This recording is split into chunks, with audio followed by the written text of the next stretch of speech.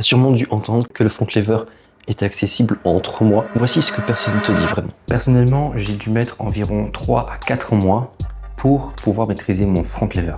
J'ai documenté l'entièreté de mon développement sur le front lever et franchement, si j'avais su ça dès le départ, j'aurais progressé mon front lever 2 fois plus vite. Personnellement, j'ai dû mettre environ 3 à 4 mois pour maîtriser mon front lever. Je l'ai fait à mon rythme, mais si j'aurais su ça plus tôt, c'est vrai que j'aurais eu mon front lever un peu plus rapidement. J'ai entendu des mythes sur le front lever qui disaient que les tractions, ça suffisait pour pouvoir être capable de maîtriser le front lever. Ça, c'est faux, parce que le front lever est beaucoup plus complexe que simplement faire des tractions.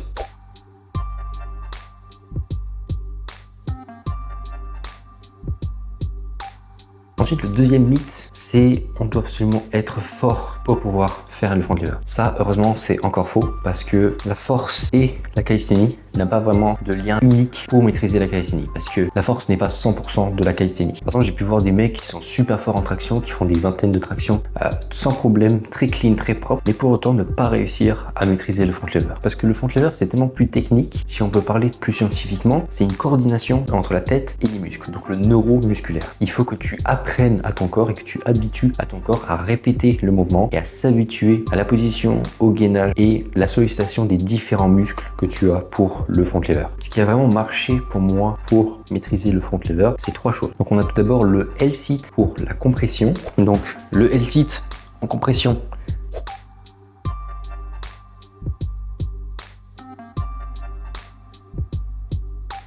ça focalise vraiment les abdos, les fessiers, les cuisses, la souplesse également, ce que je manque encore. Ensuite, le tuck front lever, ça a vraiment été utile pour que je puisse développer et étendre mes jambes pour le front lever. Donc le tuck front lever, on parle là de pattern. C'est vraiment habituer son corps à être dans la position qu'on veut obtenir. Ça, c'est la connexion neuromusculaire.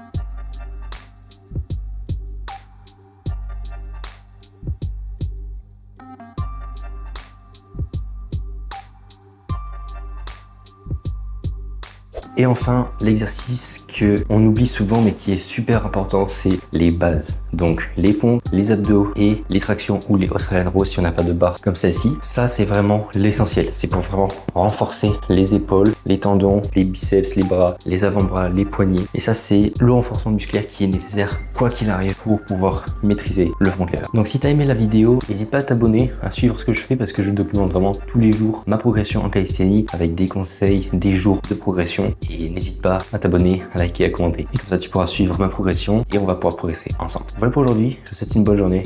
À demain. Bye bye.